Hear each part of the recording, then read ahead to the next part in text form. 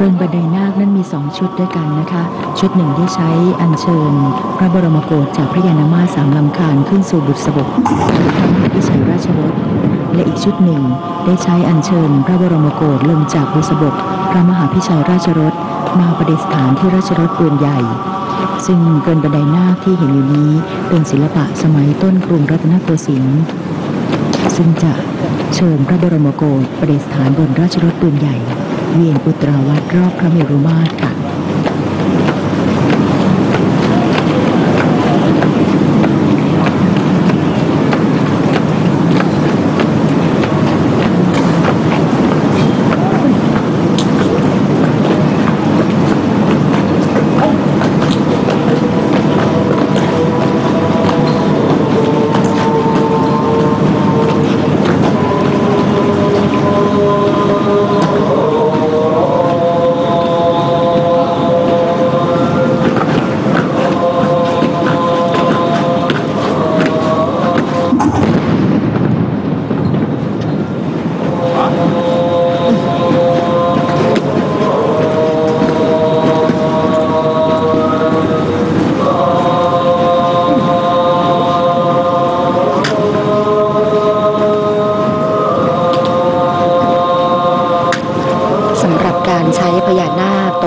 เชิงสัญลักษณ์ที่พบในพระราชพิธีประกอบไปด้วยพระมหาพิชัยราชรถนะคะที่มีการประดับกนกเสียรนาคและจำหลักเป็นรูปพญานาคราชรถปืนใหญ่ก็มีการแกะสลักลวดลายฐานสิงห์และแม่แปรเป็นรูปพญานาครวมถึงฝั่งสะพานกรนนะคะทางด้านทิศเหนือของพระเมรุมาตรนั้นก็มีการประดับด้วยรูปเป็นพญานาคเช่นเดียวกันนะคะซึ่งทั้งหมดนั้นก็เป็นไปตามคตินิยมที่มาจากอินเดียเปรียบพญานาคนั้นเป็นดั่งสายรุ้งสัญลักษณ์ของหนทางหรือว่าสะพานที่เชื่อมระหว่างโลกกับสวรรค์ค่ะดังตอนที่พระพุทธเจ้าเสด็จลงจากดาวดึงส์พญานาค2 ตนได้ใช้หลังหนุนบันได3 แนวที่เสด็จลงมาซึ่งมนุษย์บนโลกนั้นก็จะมองเห็นเป็นรุ้งกินน้ำ3 สายนะคะรุ้งกินน้ำนี้ก็หรือว่าพญานาคนั้นก็จะมีความหมายเชิงสัญลักษณ์เป็นดั่งสะพานที่เชื่อมฝั่งสวรรค์กับฝั่งโลกค่ะ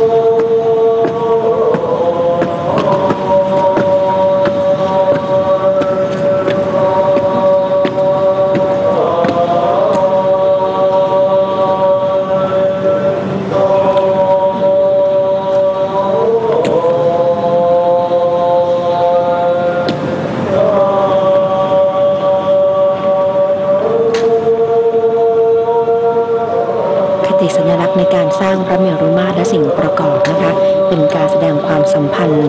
ระหว่างมนุษย์โลกกับเทวโลกด้วยการจำลองจักรวาลไว้บนพื้นโลก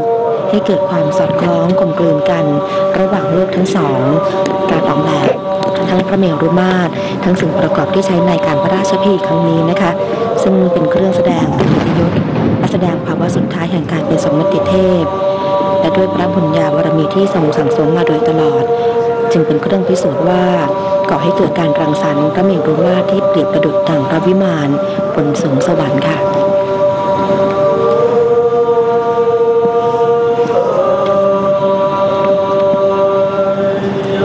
พระมหากษัตริย์ผู้ทรงทศพิธราชธรรม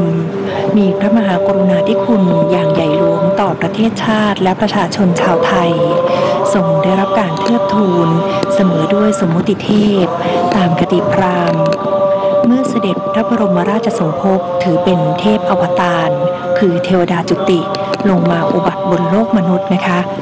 ครั้นเมื่อเสด็จสวรรคตจึงถือเป็นการเสด็จกลับสู่สวรรค์ พระราชพิธีที่จัดขึ้นเพื่อเฉลิมพระเกียรติอย่างสูงสุดค่ะ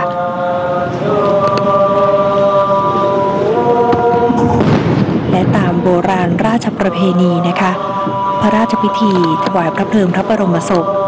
มีขั้นตอนการปฏิบัติที่ถูกกำหนดไว้อย่างมีแบบแผน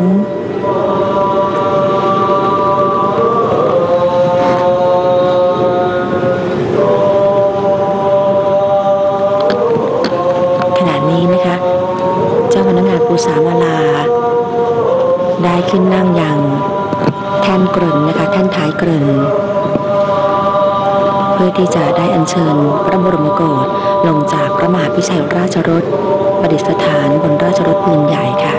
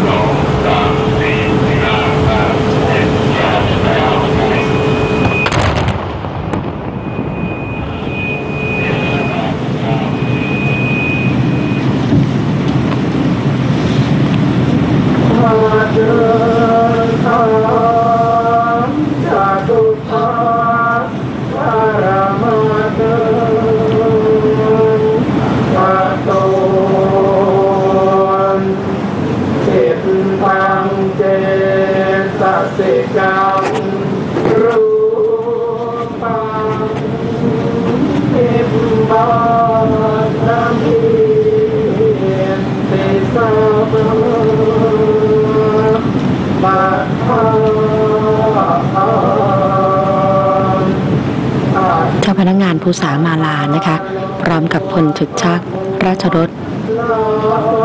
ได้ถวายบังคมพระบรมโกศ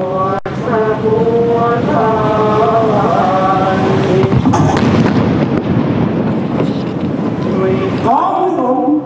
ถวายความเคารพพระบาทสมเด็จพระปรมินทรมหาภูมิพลอดุลยเดชบรมนาถบพิตรตรงหน้าต้นจะสาธุสาลาเป็นอยู่สัตตาตุสารปาสานิปุญญาปาจามิอาเนภาคาปัญญาบุญ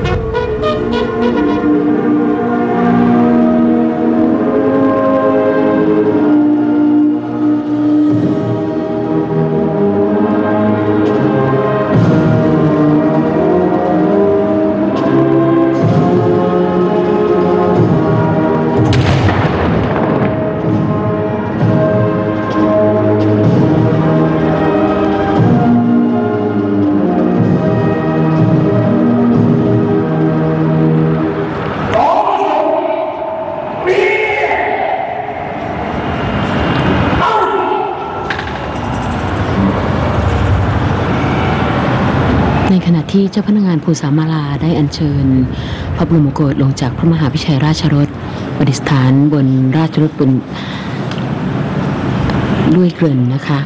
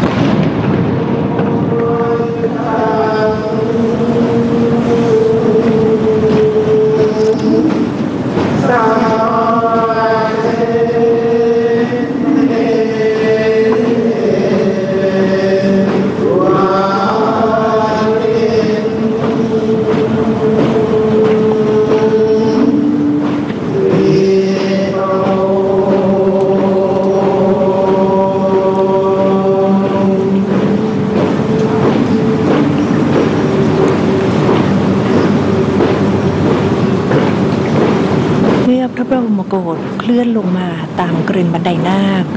ครั้นถึงฐานเกรินบันไดนาคแล้วเจ้าหน้าที่จะได้ทำการถอดสลักยึดพระบรมโกศกับพื้นแท่นเกรินค่ะ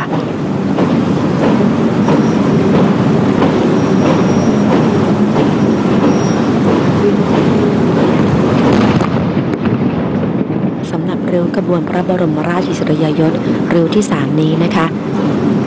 มีเครื่องสูงที่ได้เชิญเข้าประกอบเพื่อแสดงถึงพระราชอิสริยยศ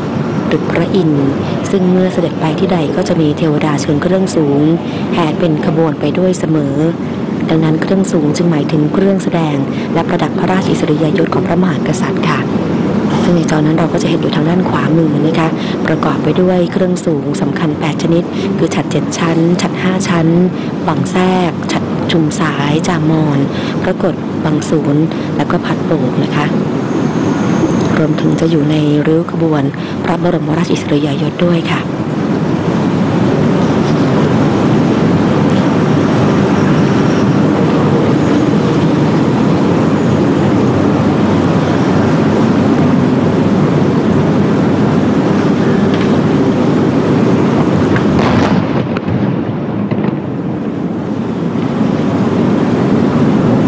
เครื่องประกอบพระบรมราชอิสริยยศนะคะนพดลมหาเสวตฉัตร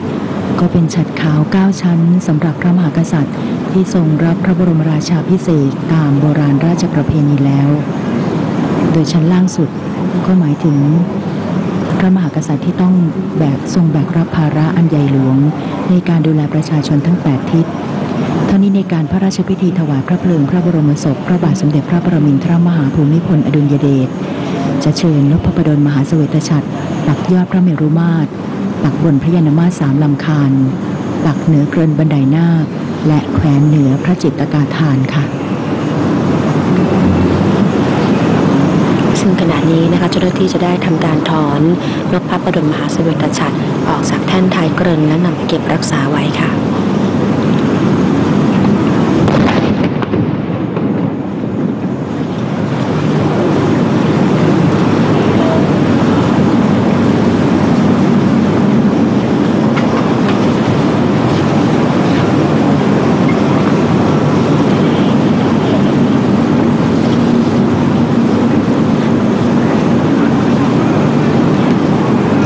เชิญพระบรมโกศประดิษฐานบนราชรถปืนใหญ่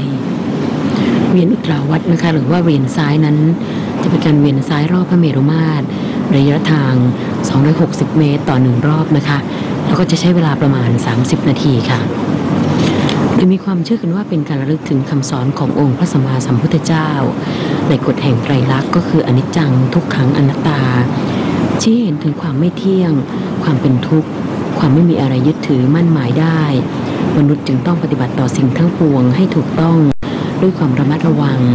คือเว้นจากการทำชั่วทำแต่ความดีทำจิตใจให้บริสุทธิ์อันเป็นธรรมะที่แฝงไว้ในการเวียนอุตราวัดนี้ค่ะ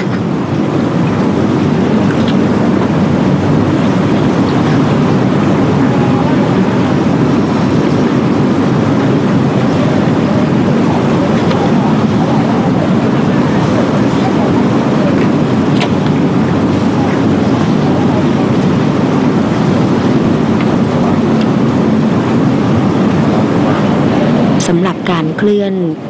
ขบวนพระบรมราชอิสริยยศนะคะในริ้วนี้ก็จะมีการดนตรีประกอบการเคลื่อนพระบรมโกศสู่พระเมรุมาตรที่แสดงให้เห็นถึงบทบาทสำคัญของดนตรีค่ะในขั้นตอนของการเปลี่ยนผ่านซึ่งก็คือการเคลื่อนจากพระที่นั่งดุสิตมหาปราสาทอันเป็นสัญลักษณ์ของการยังคงเสด็จประทับอยู่ท่ามกลางพระราชสำนักและประชาชนไปสู่มณฑลพิธีท้องสนามหลวงหรืออีกแง่หนึ่งก็คือจุดเชื่อมต่อก่อนเสด็จสู่สวงสวรรค์ผ่านการถวายพระเพลิงในการนี้นะคะดนตรีไม่ได้มีหน้าที่เพียงแค่เสริมสร้างความยิ่งใหญ่ให้แก่ขบวนราชรถอันช่วยเน้นย้ำความยิ่งใหญ่แห่งพระราชฐานะของพระบรมศพดนตรียังได้ช่วยให้เสียงในระหว่างเคลื่อนพระบรมโกศตลอดจนแสดงสัญญาแห่งความโศกเศร้าอาลัยของประสบกรณิกรทั้งแผ่นดินเคลื่อนไปพร้อมๆกันด้วยนะคะ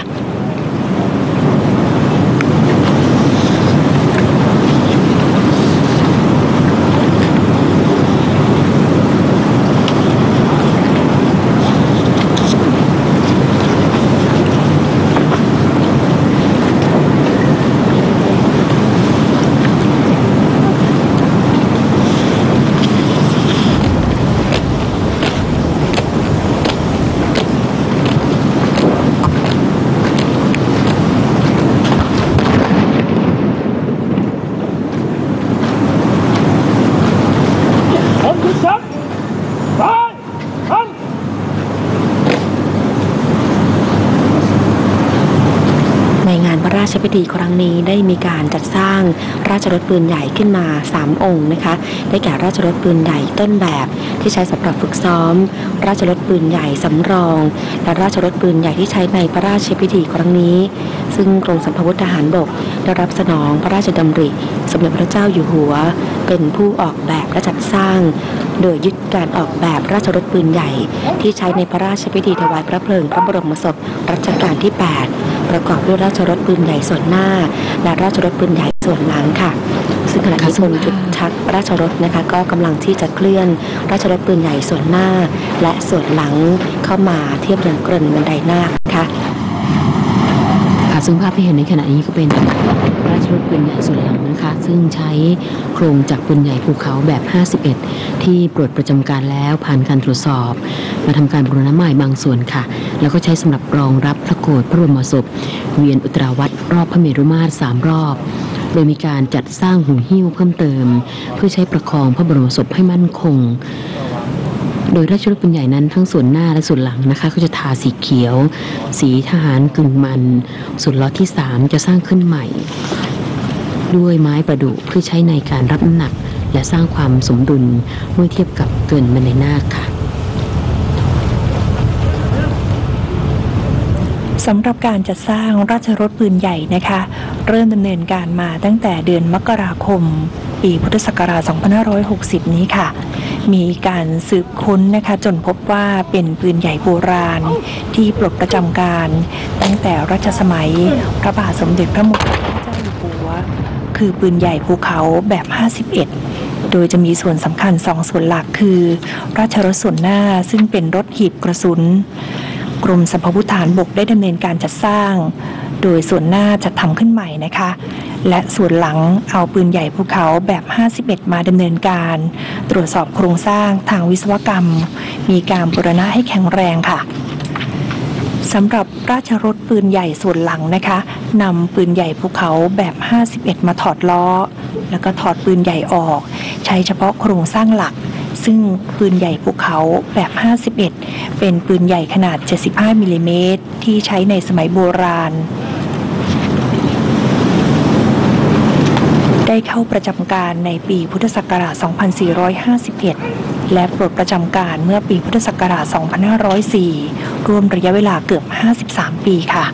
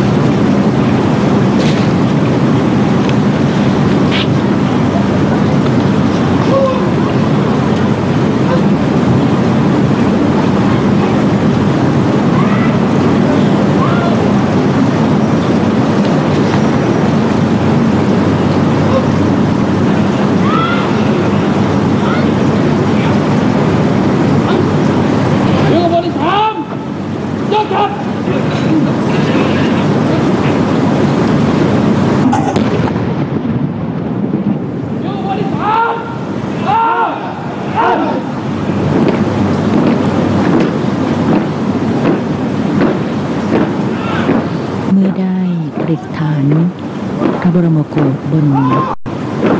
ราชรถปืนใหญ่ส่วนหลังเรียบร้อยแล้วนะคะบนจุดชักราชรถและถวายบังคมพระบรมโกศทรงพระบรมศพหลังจากนั้นแล้วราชรถปืนใหญ่ส่วนหลังและส่วนหน้าจะได้มาเชื่อมต่อกัน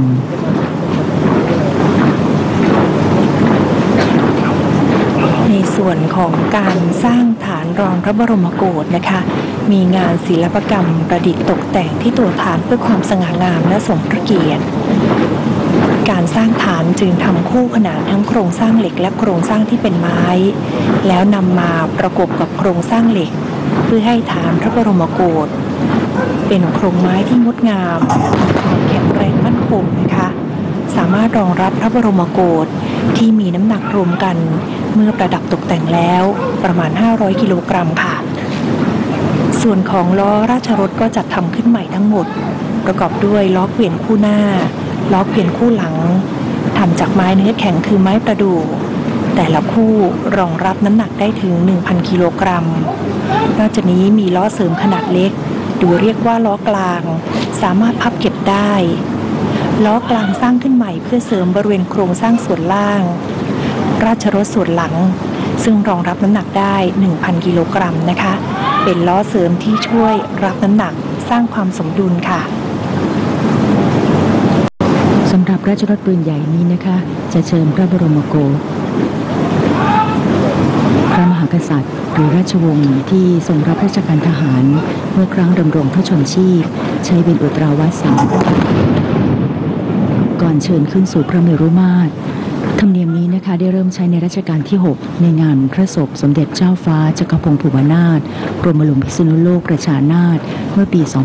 2463 จนเมื่อกล่าวงานพระราชพิธีพระบรมศพพระบาทสมเด็จพระมงกุฎเกล้าเจ้าอยู่หัวรัชกาลที่ 6มีพระราชทเลขาในพระพินัยกรรมว่าจากวัดพระเชตุพนวิมลมังคลารามราชวรมหาวิหารไปพระเมรุมาตรขอให้จัดแต่งรถปืนใหญ่เป็นราชรถเชิญพระบรมศพเพราะข้าพเจ้าเป็นทหารอยากจะใคร่เดินทางระยะสุดท้ายนี้อย่างทหารต่อมาในปี 2493 ได้มีการใช้ราชรถปืนใหญ่อีกครั้งในการอัญเชิญพระโกรธพระบรมศพพระบาทสมเด็จพระปรมินทรมหาอนันทมหิดลเวียนอุตราวัดและในพระราชพิธีถวายพระเพลิงพระบรมศพพระบาทสมเด็จพระปรมินทรมหาภูมิพลอดุลยเดชได้มีการจัดสร้างราชรถปืนใหญ่นี้เพื่อให้ทรงพระเกียรติสูงสุดตามโบราณราชประเพณี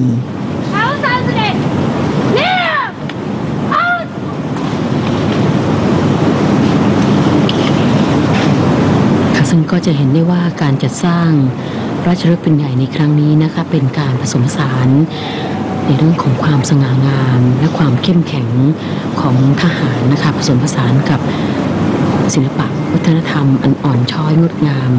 ของศิลปะแบบไทยซึ่งเป็นการจัดสร้าง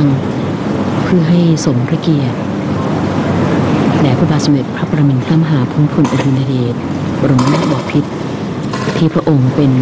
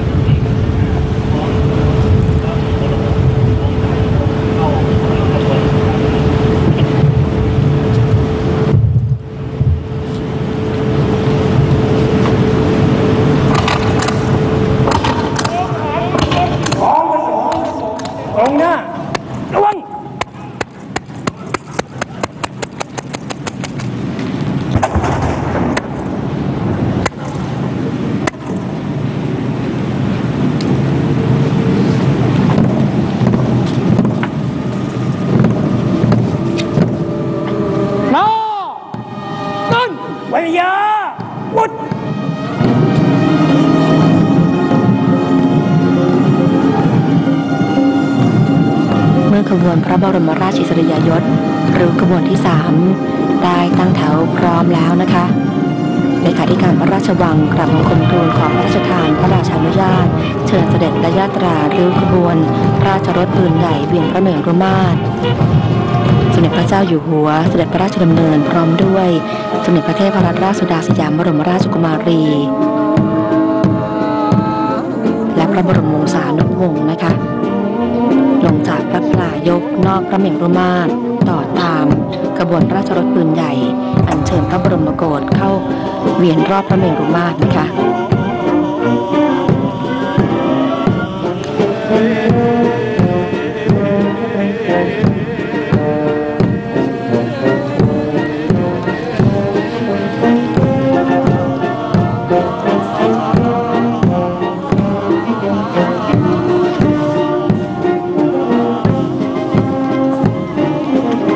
ในระหว่างการเวียนพระเมรุมาตรนั้นนะคะก็จะมีการประโคมดนตรีประกอบไปด้วยวงประโคมของงานเครื่องสูงสำนักพระราชวังวงปีพาดนอนหงส์เครื่องใหญ่สำนักการสังคีตกรมศิลปากรวงปีพาดนอนสถาบันบัณฑิตพัฒนศิลป์และบ้านพัทยาโกศลค่ะรวมไปถึงวงบัวลอยที่จะประจำอยู่ศาลาลูกขุนทั้ง4ทิศของพระเมรุมาตรซึ่งจะประโคมปีกลองรับส่งกันทั้ง4ทิศเมื่อพระบรมโกศเคลื่อนเข้ามาใกล้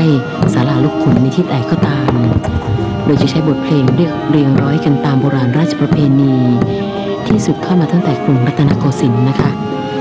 ในการนี้วงดุริยางค์จะบรรเลงเพลงพระราชนิพนธ์ลำดับที่7มาร์ชราชวัลลบขณะเวียนอุตราวัดด้วยค่ะซึ่งก็เป็นไปตามประเพณีการใช้ราชรถปืนใหญ่ทรงพระโกศทรงพระบรมโกศนะคะในฐานะที่พระมหากษัตริย์ทรงดำรงตำแหน่งจอมทัพไทยทรงเป็นผู้บังคับบัญชาสูงสุดของทหารทั้งปวงซึ่งพระบาทสมเด็จพระปรมินทรมหาภูมิพลอดุลยเดชได้พระราชทานเพลงมาร์ชราชวัลลบให้กรมทหารราบที่1รักษาพระองค์ใช้ในพิธีสวนสนามมาโดยตลอดค่ะ